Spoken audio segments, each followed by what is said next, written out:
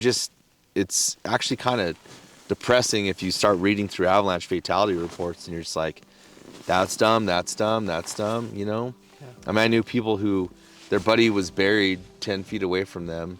He didn't have an avalanche transceiver. They had a fire going because they were waiting for a search and rescue to show up. He was 18 inches under the snow. That's like crazy. Just, if they would have had the tools, I mean, guy would have lived. He'd still be with his kids, his family, right? I mean. Hey guys, it's Wes Israelson with Give Us It Podcast. I'm here up on the mountain for season 3, where we are on the snowmobile, we're on the ice, we're having a blast.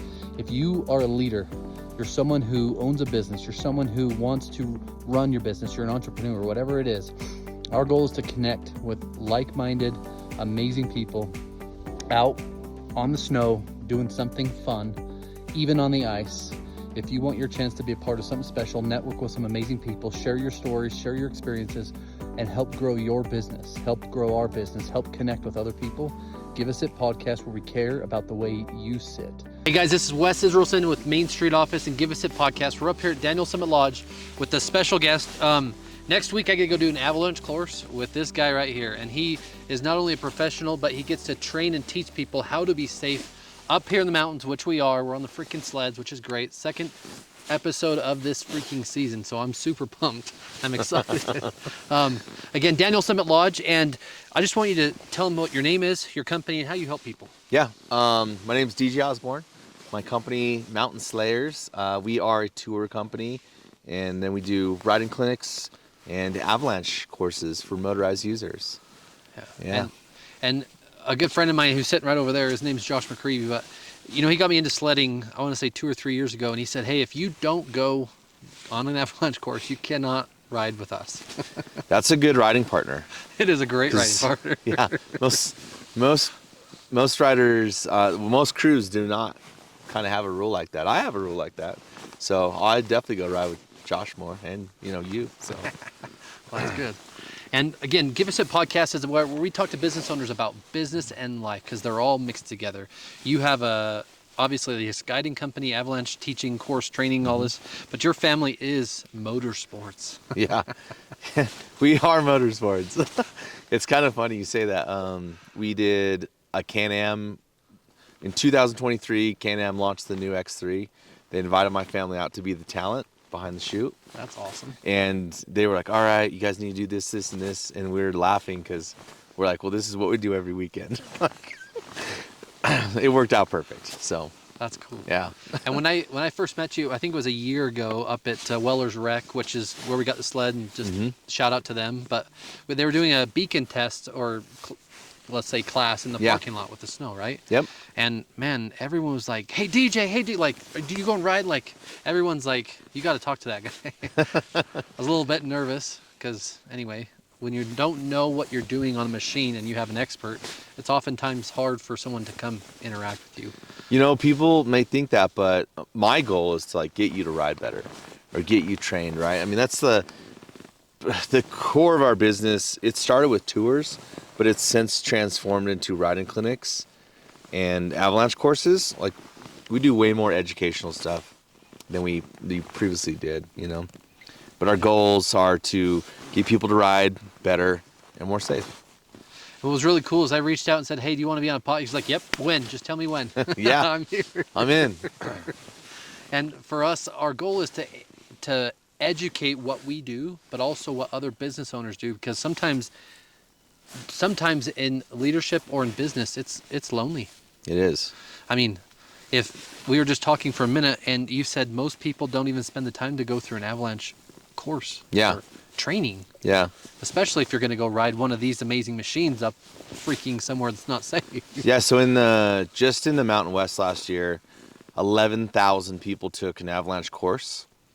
Only 500 of those people were snowmobilers or snowbikers. Oh, wow. Yeah. That's crazy. Very small numbers, And for the volume of what they actually sell and how many people ride. I mean, if you go to Weller's, their freaking warehouse that they rebuilt out and back is filled with nothing but snowmobiles. And it's crazy how many people ride. Yeah, a lot of people, a lot of backcountry users, especially in Utah. We have a ton of area to ride all over the state, north, south, east, west.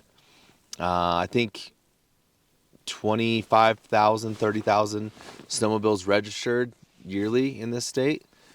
Only 500. And only partook. 500 people in the whole Mountain West. So we're talking about an even smaller number. I think my stats were about 50. So I taught about 10% of those people last year. Me, by myself. That's kind of, it's a bit depressing. It just goes to show, though, people need this education. Yeah. And you don't want to die in an avalanche. Yeah. Trust me. I mean, I haven't died in one, but I've had snow on top of me. It's not a fun ordeal. We've lost friends, things like that, and it's totally preventable. It's like completely preventable. It's not something just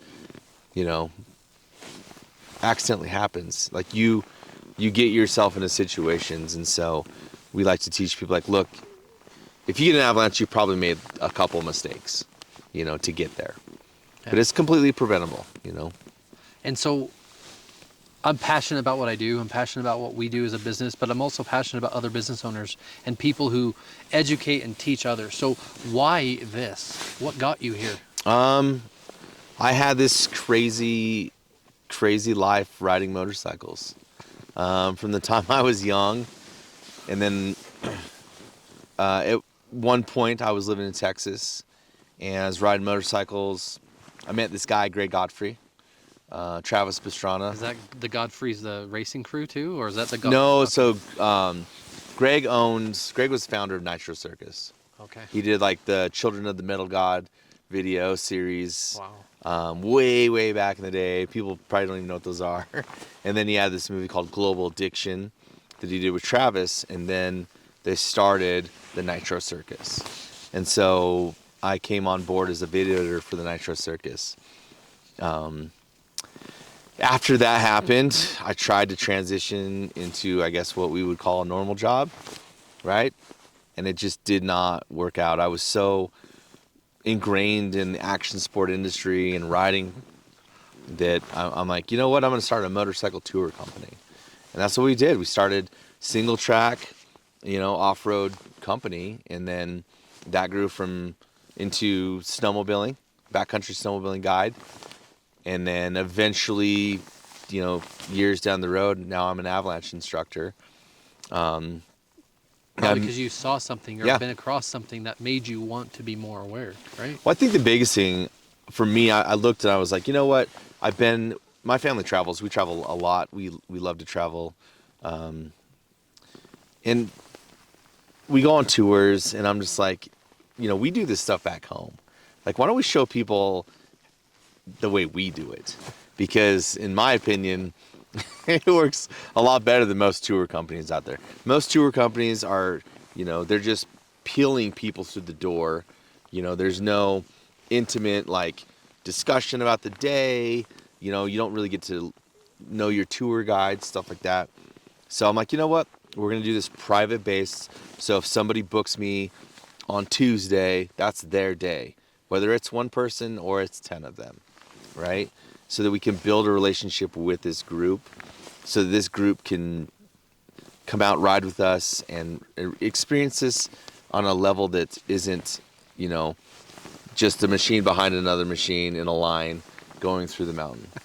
Like, as much fun as that may be for some people, there is a big market out there of people dying for experiences, like real experiences. And so we're going to give those people the real, authentic experience. We're going to put you on a mountain snowmobile, not a trail snowmobile. We're going to give you the turbocharged snowmobile. This might be a mistake, but we're going to do it. Trench. And along the way that came like teaching people, like, all right, so on the trail, it's pretty easy. People can figure it out pretty quickly.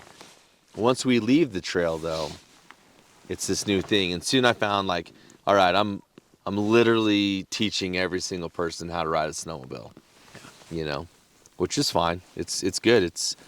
I have passion with it. And they were just like, I've ridden snowmobiles at a bunch of places, and I thought I was going to go do that again. But, this was actually the day that I needed, and I didn't know that I needed it. And it's unlocked this new thing for people. And I love that because what you said for what we do, we create this experience around a chair fitting to make them actually understand what it does. So you create this experience on this amazing machine. Yeah. And make them have such an experience that may just be the thing that you said they needed. Like it creates something that they were missing. And my wife asked me over the weekend, we came up here with the kids, and she's like, I don't understand why. Like, I just don't understand why. Yeah. And I'm like, because there's nothing like riding through the trees. Yeah. There's no one around. You have your own track, but it's like you can go anywhere and almost do anything. Yeah. I have a really good customer from the East Coast. His wife passed away. He's in his 70s, and he was kind of telling me that he's kind of bucket list item, and then he's done. He's good. He came out on a tour with us, had a blast. He needed to get knee surgery, and he's like, you know what, DJ? I'm not ready to die yet. I'm gonna go get knee surgery, and I'm gonna be back. And for the last 5 years, he has come back every single year. Freaking awesome. At Yes. 70 now, 5, right? Yeah, 75 now. Yeah. Yes, still Let's go. comes out. I just got a voicemail from him yesterday, like, hey, I need to plan my trip. That's cool. And it's just cool to see that it ignited some other passion, for this. It's got to keep going in life. Yeah. And it's so cool to see because not only do you create that experience, but you create a lasting memory. Yeah. Right? And it's also shows that your customer service, the experience, everything that you do within the clinic, people want to repeat. Yeah. They want to come back to. Yeah, it's insane how many repeat customers. I bet my repeat customers are like 70%. Like, it's pretty wild. Group after group after group, And the beautiful thing is, like, in our permitted area to ride is huge. The Wasatch and Uinta Mountains are a big, big area, and so I'm able to take these guys on, something they've never seen before every single time they come ride with me. That's cool. Opposed to a trail tour where you're going to see the same exact loop over and over, right? No way. I'm going to give you a quick experience. So, hey, a few years ago, hey, Josh, yeah, hey, what's up? Hey, a buddy of mine's got a sled. Do you want to buy it? I'm like, yeah. My wife says no. Yeah. Anyway, I'm sitting on it. And the first day we go out, after going through an avalanche course, which I did not do a motorized one, which I do not recommend for people who ride the motor version. Yeah, a little different. It's hopefully, it was kicked my butt, and it's a lot, I'm sure, different. But Yeah.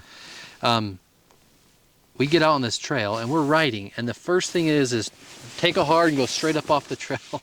And I'm like, what? You want me to go there? Yeah. So I do it, and I pin it and hit straight into the wall and fly right off the handlebar. Anyway, I learn and keep learning and keep learning. I'm not very great. But Yeah, sometimes, trial by fire works. It worked with my crew and me, That's cool. And then I linked up with this guy, Brett Rasmussen, OG in the industry. They call him the professor. I think I've got his rubbers in there or something. Yeah, probably. Yeah, those are his ski rubbers in there. But Brett not only developed a lot of parts for modern day snowmobiles, but Brett has something called the Ride Rasmussen style. Yeah. And it's a process in which we teach people how to ride snowmobiles. That's way cool. Yeah, so I went and, mentored under Brett for a little while. And now I offer Ride Rasmussen style riding clinics.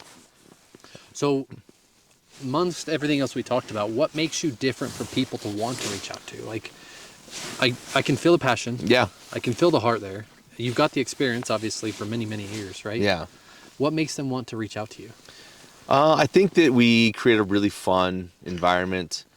A lot of guys doing what we do sometimes are too serious, or they make it seem like they're the best riders in the world. And I think that lowers people's confidence level. Like, do I really want to go ride with this guy? Whereas we just take a different approach to it. Like, look, we're out having fun doing this. Yeah. And, I'm definitely not the best rider in the industry, but, I've been here long enough, and, I do know what I'm doing. And I think people understand that there's the professionalism behind me, but also the fun factor, right? And we're going to take care of you. We're going to have a good time. And, the guy that I bought this from, his name was Dave Dill. A few years back, I went up with Josh on let's call it a rescue mission. So the day before, it was actually the day I think Ken Block died, within the same area. And a younger kid was riding and came and T-boned him, almost broke his leg, went Yeah. right through the sled.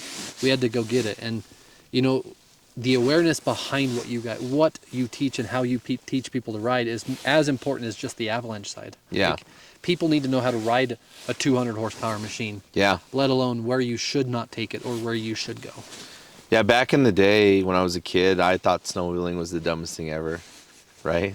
The machines were hard to get on edge, had no power, and now we have just on the land, like on any vehicle on the land, nothing's faster than a snowmobile. Nothing has power to weight ratio as a snowmobile. Like this is one of the most powerful things you can ever ride, right out the gate, right? And because of it, yeah, there's, I've seen out here working in the mountains, I see the public. I see people that just go out, rent a snowmobile, crash it really bad because they don't know how to handle it. They don't know what they're doing. They don't know what it's capable of. So, we try and work people into the groove for the day and not just, here's a snowmobile, go have fun, Yeah. And as a business owner for many years, what's one thing you've learned that you keep changing, or the things that you change from business? I mean, obviously I saw that you said you started guiding or touring, right? Mm-hmm. But your website is also merch, and you also Yeah. sell gear, and you teach and educate on your website, Yeah. right? Yeah. I think for me, the biggest thing is I'm kind of a brand, right? Not necessarily me, but like my company is a brand. Mountain Slayers, we create media. We do all these things. We sell parts for these things. We sell avalanche gear. And I think in a business, for me, I'm like, how can I continually put different streams of revenue into this, right? Because some years we have no snow. It's hard on those years to make money guiding. Yeah. So how can we shift from that? What else could we be doing to make money, And what makes you want to go through those ups and downs in business and keep going? Ooh, that's a tough question. I think that you just get to a certain point where once you go down the rabbit hole of being a business owner, which isn't for everyone, but it's my life now. Like, Yeah. I don't know how to go. I don't know how to go back to having just a normal job. Like, I think for me, I just see things as like, all right, these are the problems. I got to solve these problems. I got to. It's so much bigger. You look at a company, and you're like, you have to do whatever it takes to make the thing run. It's not a 9 to 5. Like, I don't get to go home at night and just relax. I still have problems to solve. Like a track coming off. Yeah, like a track coming off my snowmobile. I didn't know. I mean, I did not, disclaimer, know that you could put a different track from a different machine on a sled. Yeah, so there's drivers in it. Yeah, anyway, there's you can do it. You can do it. But I think once you are an entrepreneur or a business owner for a certain amount of time, it just becomes your life, And I don't know how to stop it, I mean, I've definitely been offered some really awesome opportunities to go sit down at a nice company with benefits, all this stuff, but I can't do it. I really can't. And how important is it to have a supportive spouse? Spousal support is a lot. When I first started this, my wife was like, "Look, you have a year, and you better be able to at least pay the house payment." And we are, man, what are we, 9 years deep or something? I think, and just kudos to her because this has not been easy. It's been a really rough road. I've had a lot of things go down, business partner issues. We completely had to restart from the ground up. It's been just like a really taxing road, and she is just like, what do you need? What do you need? And that's important. Without her, none of this would have happened. And so she sacrifices a lot so that I can essentially come ride every day, right? And just before this, we had our sales meeting, so we had to wake up early. And last night, I had an opportunity. I was invited to this founders circle. Only 10 people downtown. I didn't know anyone show up. And to that same point, the teams asked me, well, why are you doing it? Are you going to get business out of it? Whatever. Anyway, to be an entrepreneur, Yeah. you have to put yourself in things that are not comfortable. All right? the time. And they have to support you and believe that you're doing the right thing. Yeah. And you're not always home. You're not always there. No. You're not always present. Yeah, with what I'm finding, there's not a lot of motorized avalanche instructors. There's also not a lot of guys that teach riding clinics, but there's a big demand for it. And it does, like a lot of times, these really good deals are like, hey, we need you to come teach this course. 20 guys are going to sign up. You can't say no to that money. But I am. It's like winter. I'm gone. It's just summer's a lot better. I'm more at home. But winter, my schedule is absolutely insane. And my wife's just like, some days I feel like a single parent. And I mean, I don't know how we want to touch on this, but I want to dive into it because I want people to understand the value you get. We could say a commercial office chair ergonomically is $700-800, right? And it can last you for 10, 12, 15 years, whatever the lifespan is. Yeah. When I did the avalanche course, I don't need to name the price of what it costs because it's not relative to it's kind of relative in a way, but say your course is $500 or $1,000, right? The dollar value of that course is less relevant when you understand what you're doing. Yeah.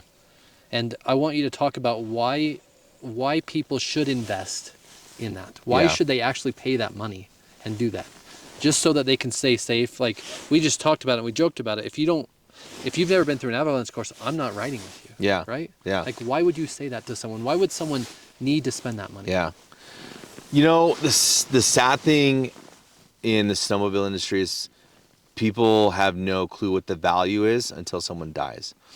Snowmobilers are very reactive to situations, where in the ski industry, people are more proactive, right?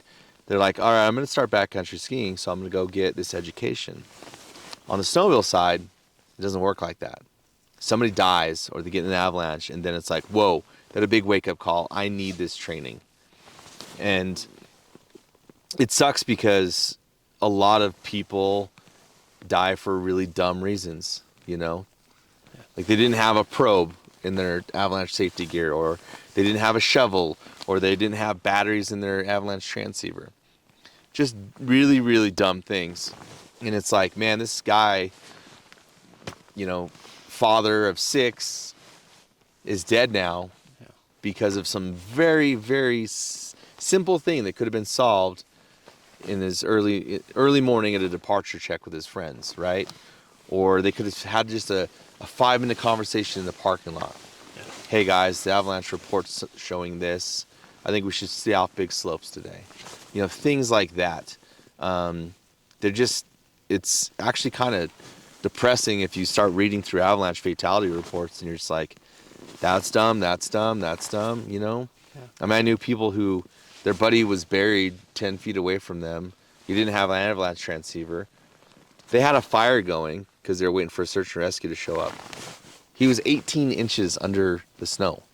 That's like crazy. Just, if they would have had the tools, I mean, guy would have lived. He'd still be with his kids, his family, right? I mean, and I think that it's just, there's this emotional thing with it, right? Like, death is not fun, but that's what sells avalanche courses, unfortunately, and we're trying to get people to be more proactive about this and stop, I mean, every single class I usually do, I have somebody in there that, lost somebody in an avalanche or something happened. And I hate those stories. Yeah. I don't want to, teach people and give them these scare tactics like the mountains are super dangerous. It's not. It's just that you have to make smart decisions. And we need to teach people how to do that so that, not losing loved ones. And on that same note, and I'm just going to touch on 2 totally different opposites of the same thing. So say you're a business owner or an entrepreneur, or you're the sole proprietor of your entire family, and you outride a snowmobile like this and you've never gone through this class and you do die. Yeah. Do you have life insurance? Is your company going to sustain? Is your wife and family, are they going to be supported? Like, it's a bigger decision than, hey, is it going to cost me $5,000 or $1,000 and is it going to take 2 days? Like, Yeah. great. But this is the rest of your life, something that you can This alters everything. Yeah. You know, when these things happen. Even say you don't die in the avalanche, but you're left with serious health issues from it. You know, a lot of people, actually, majority of people die from trauma in avalanches. And so, you know, you don't die, but you're paralyzed now. You know, just you're the breadwinner for the family. It does. It's, you know, you have to think a little more smart about your decisions when you're out here recreating, you know. And my wife owns a studio salon, and one of the ladies that works in one of the rooms that they rent, her husband just got a brand new RMK, or I don't even know, it's a Polaris. And I said, hey, I'm going to do this avalanche course in 3 or 4 weeks. Well, how much is it? I just told him what it was, right? Yeah. And yeah, I can't do that. I can't afford it. I'm like, but you're still going to go ride? How'd you afford your snowmobile? And you know, well, it's a monthly payment, because I asked the Yeah. question, right? It's Yeah. a monthly payment, and I'm like, I'm not going to go ride with you. yeah, Well, that's why would you say that? Because it happened to me, and I'm not going to do it with someone. If Yeah. they're saying it to me, and that's search and rescue, I'm not doing that. yeah. I'm not doing There's a reason, Yeah. you know. And if you've been in the situation where you're having to dig someone out of the snow, that. Well, even like you said, if it was just 8-10 feet away, 18 inches under, Yeah. and I'm that guy, yeah, and I have the you beacon, can but they hear don't. your friends being like, "What are we going to do?" And you're just like, "Man, I'm right here. I'm right here." But you can't move because when snow sets up in an avalanche, it's concrete.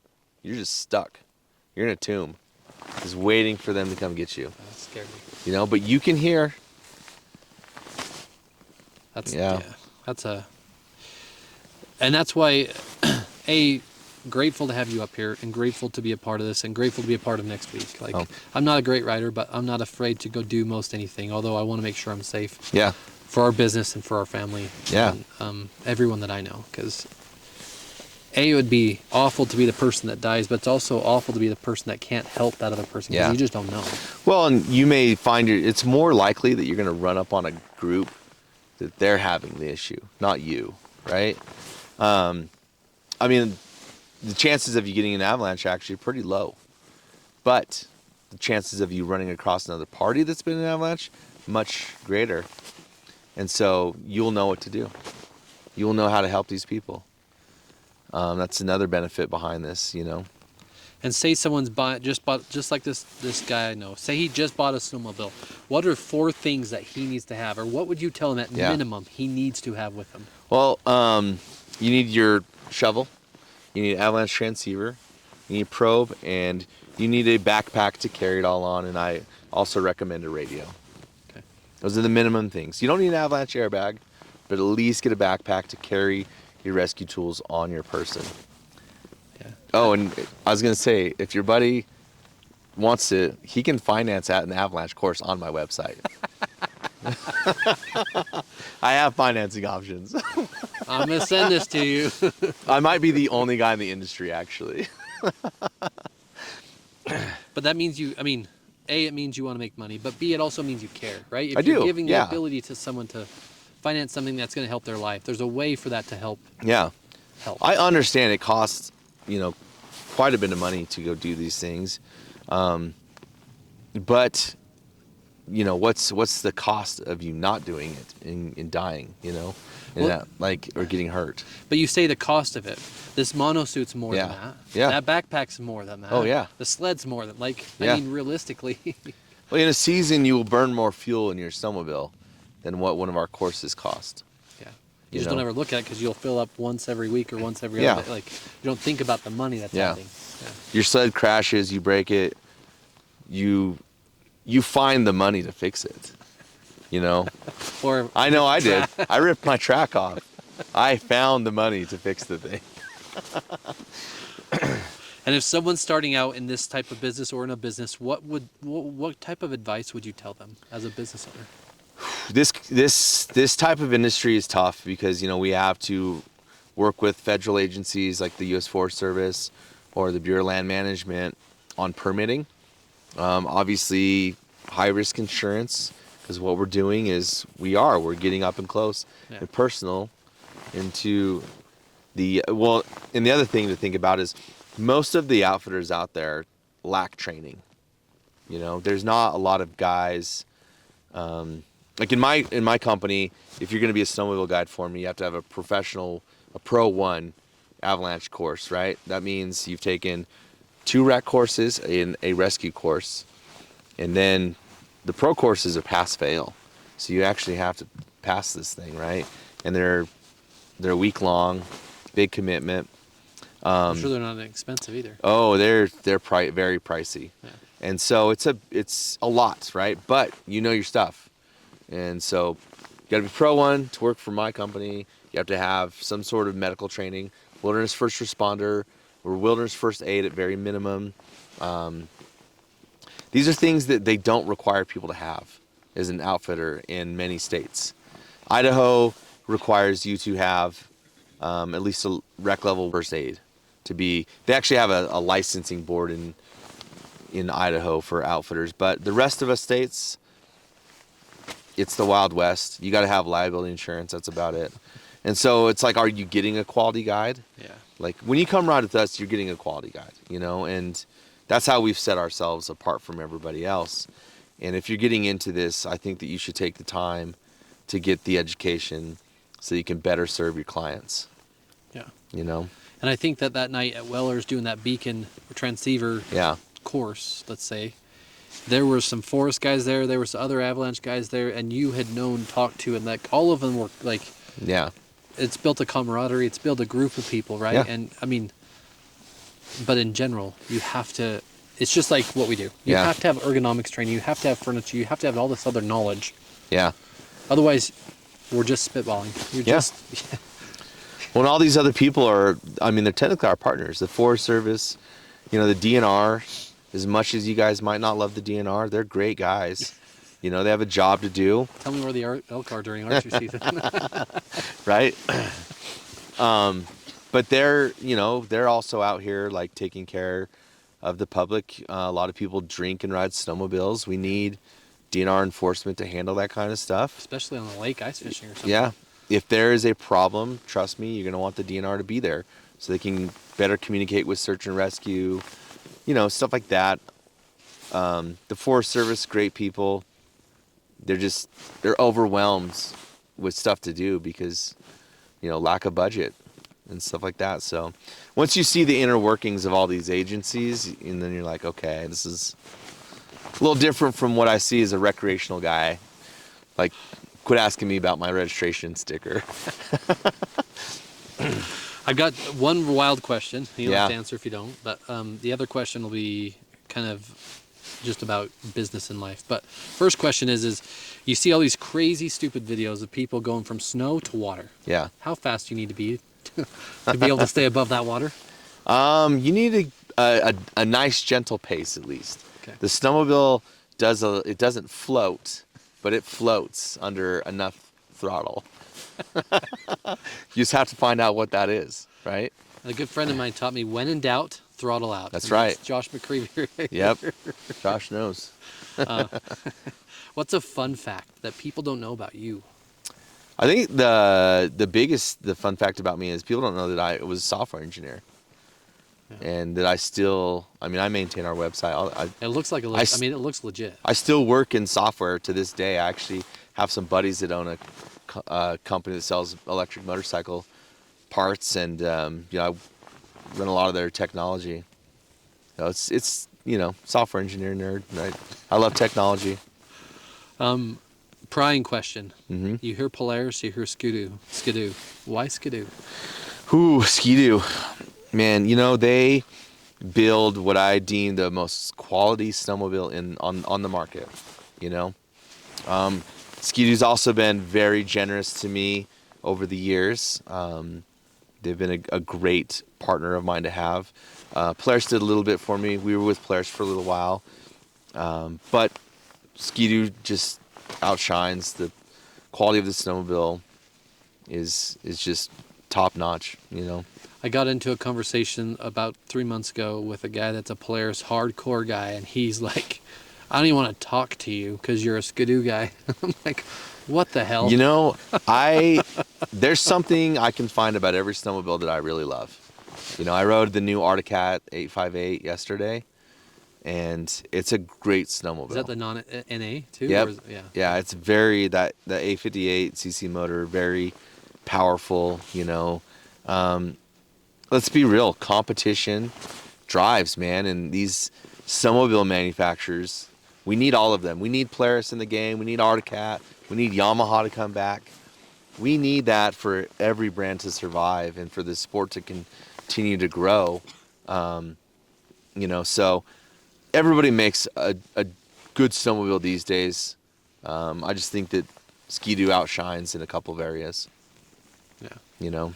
And I didn't know very much, but I'm glad I've got one. And yeah. Special thanks to my first 3 years of my business.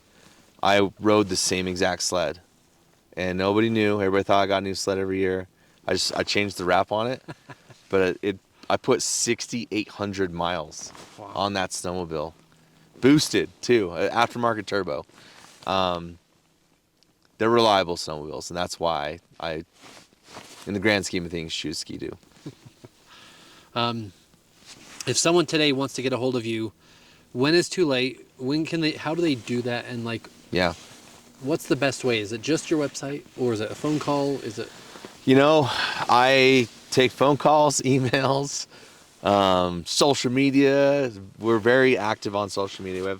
I have a really big following on social media. It's cool, you know. So, and I like to obviously talk with everyone, even if you're not going to come ride with me. I'm still happy to talk with people. I'm happy to give them ideas on areas they could go ride. You know, I just love the community. I'm also a fan of what I do, right? And so I want the greater community to be better. It shows in the passion and how you talk about it, right? Yeah. What's your website? How do people get a hold of you? So mountainslayers.com with a Z, not an S at the end. And then our phone number, 435-709-2053. You can hit me up on at Mountain Slayers on social channels and at Osborne Ready. My dad used to always say this joke, since our last name's Osborne. He'd be like, "Hey, are you ready?" And he'd be like, "Osborne Ready." So anyway, I like that is my social media handle now, Osborne Ready. So a few weeks back, we interviewed the general manager of the new park resort in Park City. Mm-hmm. His last name's Osborne too. Oh, sweet. Kyle Osborne. Any relationship? I don't know. Okay. My dad was adopted and my dad's dad was adopted. So, yeah, my great grandfather's name was Galileo Luigi Benelli. I don't know how I ended up Osborne, but here we are. It's great. And Benelli, you gave up Benelli, huh? Uh-huh. Yeah. It's a hell of a name there. I know, right? Last question. Anyone riding today, whether it's a snowmobile, what about bikes? Yeah, snow bikes. Yeah. Do you teach those classes? Can they ride with people? Oh, absolutely. Okay. We actually, in terms of people going to things, snow bikers are dead last, you know, and they're the ones that get buried the deepest. So they need to come out. We actually are trying to work out a snowmobile only course this year, or a snow bike only course. Sorry. Gotcha. So, because I am a moto guy, like the other half of my business is dirt, right? We love the dirt. We love dirt bikes and side by sides, and we do a lot of riding clinics on the dirt bike side. We're gonna roll out a driving school for UTVs, a high performance driving school for UTVs. That's cool. This spring, down in southern Utah. We'll see how it goes. It should be pretty awesome. So if you want to strap into Can-Am and go fast, I would love to. That's what we're gonna do. This thing scares me with the power it's got. So I worked with the Ford Racing School a little bit back in the day, and they gave me some ideas. That's freaking rad. That's rad. Here we go. As we wrap up, I just want to say thank you. Thanks for all of this. Thanks for being here. Thanks for spending the time, and thanks for next week. Yeah, I really appreciate you having me on, and of course next week's going to be a blast. I'm really excited for you to take the course, and it'll be a good time spending a couple days in the backcountry with you. And as someone who has a wife that said, "Why the hell are you spending that much money doing it?" Simple question is, do you want me to stay alive? Yes. She said, oh, yeah, it's worth whatever. Great. Yeah. So just remember, it's not about the money, it's about the life you live and the people you love. Because if you don't spend the time to invest not only in yourself, but in your knowledge of what you do, you may not be safe. Yeah. Smarter decisions, that's what it's all about. Yeah. And you have to make smarter decisions as businesses grow. You have to make smarter decisions. You have to. You're too valuable Yeah. to be taken by some dumb avalanche in the backcountry. This is Wes Israelson and DJ with Give Us It Podcast up here on the mountain, episode 2. See you next time.